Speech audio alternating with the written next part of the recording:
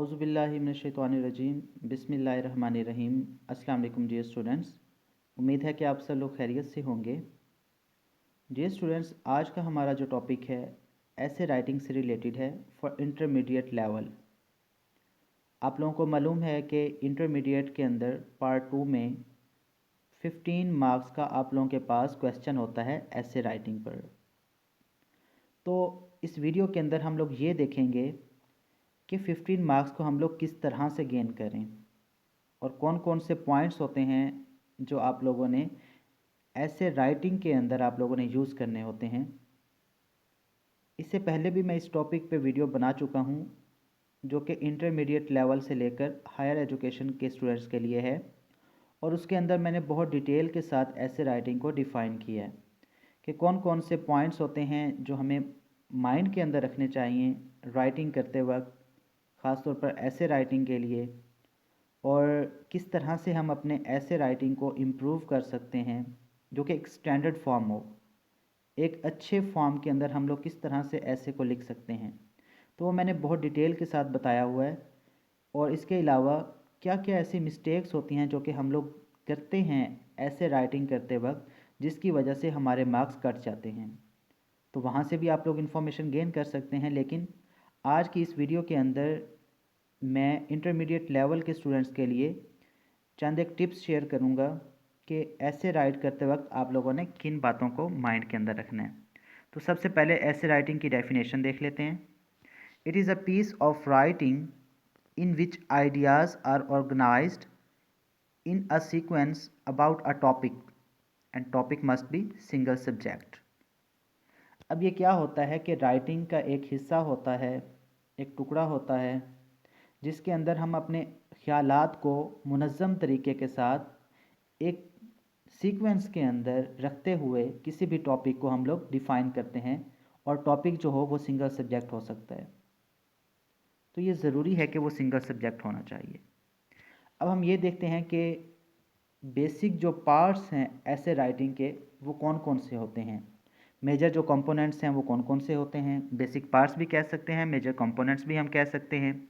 तो वो 3 पार्ट्स हैं: the introduction, the body of the essay, the conclusion.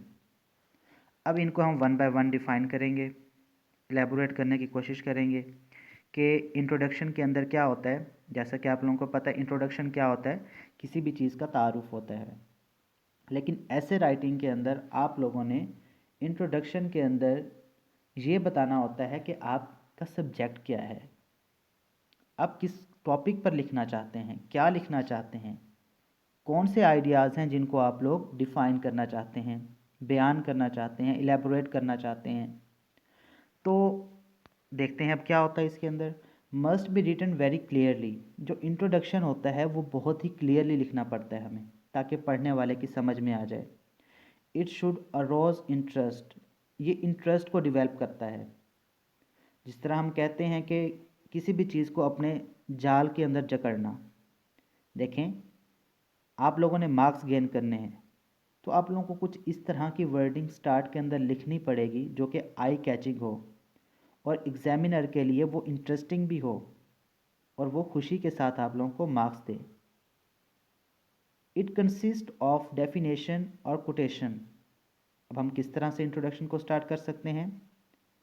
जो टॉपिक आप लोग लिख रहे हैं, for example why I love Pakistan, उसको सबसे पहले डिफ़ाइन कीजिए, या फिर कोटेशन से भी आप लोग स्टार्ट कर सकते हैं। Very brief story about the subject. और क्या करना है आपने, जो भी आपका मजमून है, जो भी आपका सब्जेक्ट है, आप लोगों ने बहुत ही शॉर्टली लिमिटेड वर्ड के अंदर कंसाइज करते हुए, लिमिट्स के अंदर रहते हुए, चंद एक अल्फाज के अंदर आप लोगों ने क्या करना है कि उसको बयान करना है। The general remark leading up to the subject. जो क्या करे कि आपका जो नुक्ता नज़रिया है, जो बात आप कर रहे हैं, वो बात उस सब्जेक्ट की तरफ ले जाए जो कि आप लोगों का टॉपिक है। होप कि आप लोगों को इस चीज़ की समझ आ गई होगी। अब हम चलते हैं, सेकंड पार्ट है हमारे पास, the body of the essay.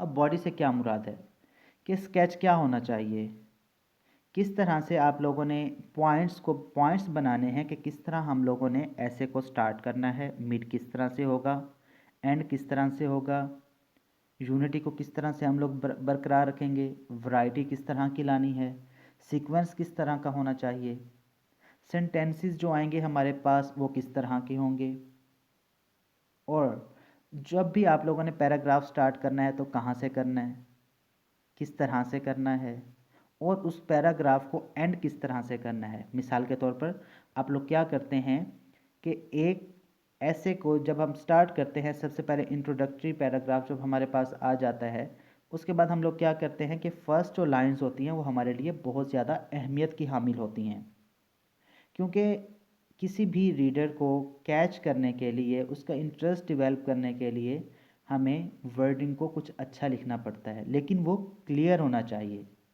ये नहीं कि आप बहुत ज़्यादा लेंथ में ले जाएं, बहुत शॉर्टली लिख दें या इरेलीवेंट ले जाएं, इस तरह से नहीं होगा। हमेशा किसी भी पैराग्राफ की जो फर्स्ट लाइंस होती हैं वो और एंड वाली लाइंस, ये बहुत अहमियत की हामिल होते हैं।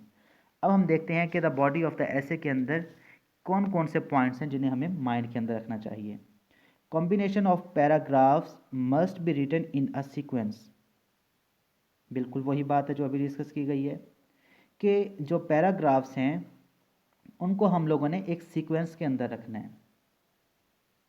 आप लोगों ने सबसे पहले इंट्रोडक्शन लिखना है, उसके बाद आप लोगों ने जो फर्दर आप लोग बयान करना चाहते हैं अपने टॉपिक से रिलेटेड उस बात को शुरू कीजिए, लेकिन लिमिटेड वर्ड्स के अंदर आप लोगों ने सबसे पहले उसे समझाने की कोशिश करनी है। उसके बाद जो हमारे पास unity, right one idea in one paragraph. कोशिश करें कि जो आप लोगों का एक आइडिया है, जो भी आप लिखना चाह रहे हैं, उसे एक पैराग्राफ के अंदर रखने की कोशिश करें, ज़्यादा मत बढ़ाइए। और एक पैराग्राफ के अंदर आपने जिस चीज़ को शुरू किया है उसका इंटरेस्ट को डेवलप करते हुए एंड के ऊपर उस चीज़ को आप रिज़ल्ट भी दें उसका, वहाँ पर बात को ख़त्म करें, और नया पैराग्राफ जब भी स्टार्ट करें किसी नई बात से करें। उसके बाद वैरायटी जो होती है ये बहुत ज़्यादा ज़रूरी होती है किसी भी टेक्स्ट के अंदर, ख़ास तौर पर ऐसे राइटिंग के अंदर।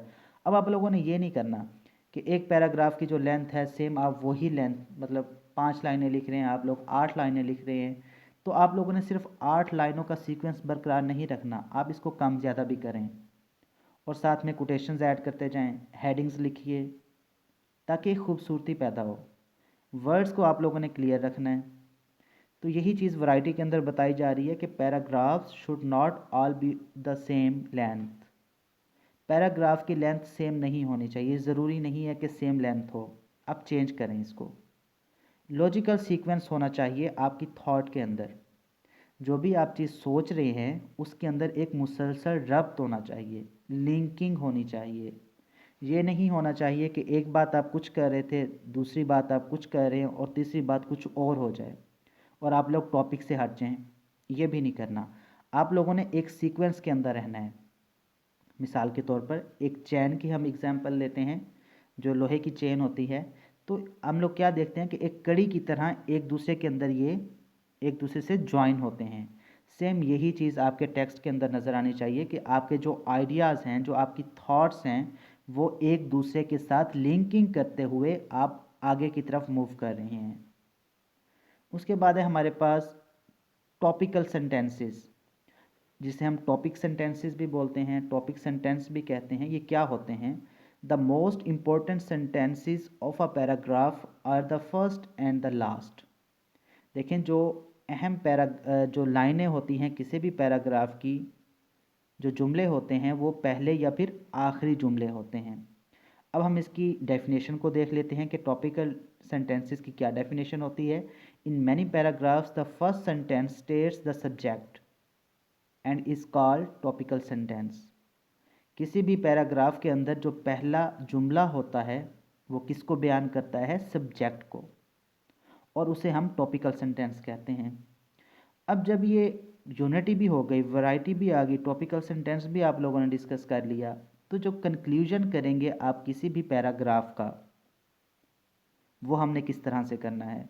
द कंक्लूडिंग सेंटेंस में sum up effectively what has been said in the paragraph. जो इख्तितामी जो जुमला होगा उस पैराग्राफ का, वो इस चीज़ पर आप लोगों ने ख़त्म करना है इफ़ेक्टिवली कि जो बात आप कहना चाह रहे हैं वो उस बात को आप लोगों ने प्रूव भी कर दिया है, साबित कर दिया है। जो जो इंटरेस्ट आप लोगों ने स्टार्ट के अंदर डेवलप किया था उसको आपने यहाँ पर प्रूव करना है। तो ये कुछ पॉइंट्स होते हैं जो कि बॉडी, जो कि हमारे पास सेकंड पॉइंट है द बॉडी ऑफ द ऐसे, इसके अंदर हम लोग बहुत ही केयरफुल होकर इन चीज़ों को देखते हैं।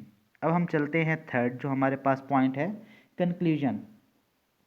इंट्रोडक्शन भी हो गया हमारे पास, उसके बाद हमारे पास जो बॉडी थी, स्ट्रक्चर था, उसको भी हम लोगों ने डिफ़ाइन कर लिया।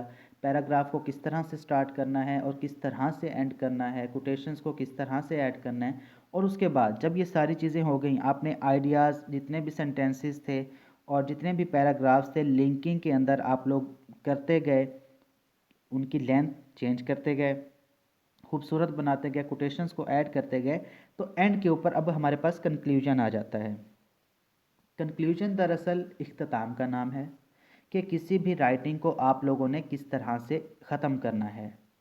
इसको इस तरह से भी हम कह सकते हैं कि जो इंटरेस्ट आप लोगों का शुरू के अंदर आप लोगों ने डेवलप किया, जिससे जो रीडर था, जो पढ़ने वाला था, जो एग्जामिनर था, उसको इंटरेस्टिंग लगा वो जुमला, पहला जुमला।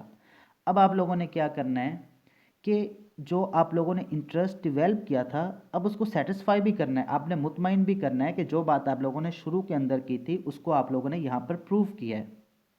तो इस तरह क्या होगा कि आपका जो आइडिया होगा, जो आपकी क्लैरिटी होगी, वो किसी भी एग्जामिनर के सामने, किसी भी रीडर के सामने वो प्रूव हो जाएगी, और जिससे वो समझेगा कि वाकई जो इस बच्चे ने लिखा है वो बिल्कुल टू द पॉइंट लिखा है और जो पूछा गया सिर्फ वही लिखा है।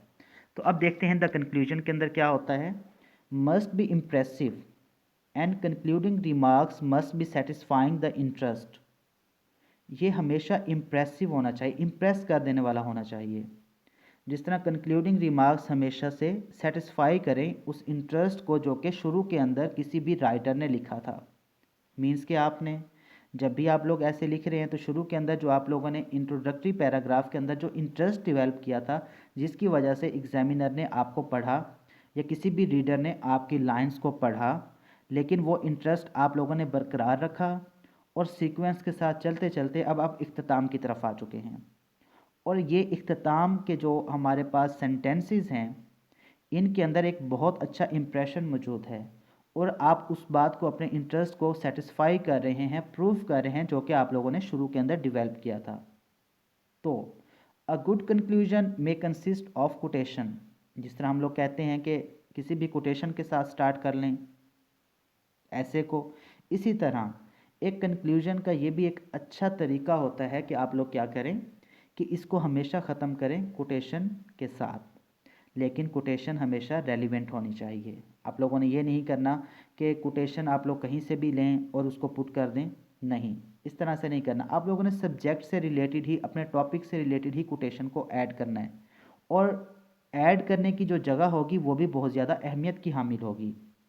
देखें, रब्त की बात हो रही है, ताल्लुक़ की बात हो रही है, एक मुसलसल जो तसलसल चल रहा है उसकी बात हो रही है।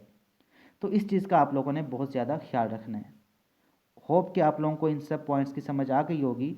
बाकी अगर आप लोग कुछ और पूछना चाहते हैं, कुछ और आप लोगों के माइंड के अंदर कुछ ख्यालात हैं, जो आप लोग व्यूज़ हैं जो आप लोग वो शेयर करना चाहते हैं, तो कमेंट बॉक्स के अंदर जाके आप लोग शेयर कर सकते हैं। कुछ और क्वेश्चंस हैं आप लोगों के तो वो ज़रूर पूछिए, क्लियर कीजिए अपनी थॉट्स को, ताकि आप लोग एग्ज़ाम के अंदर अच्छा लिखकर अच्छे मार्क्स गेन कर सकें। तो एंड पे इस चैनल को लाइक, शेयर और सब्सक्राइब ज़रूर कीजिए, और बेल आइकन का बटन बिल्कुल दबाना मत भूलिएगा, क्योंकि आने वाली वीडियोस का नोटिफिकेशन आप लोगों को बेल आइकॉन के थ्रू ही मिलता है। होप कि आप लोग इस टॉपिक को अच्छे से समझ गए होंगे। फिर भी अगर किसी भी किस्म का आप लोगों का कोई भी क्वेश्चन है तो बिना हिचकिचाए आप लोग कमेंट सेक्शन के अंदर पूछ सकते हैं। अल्लाह हाफिज़।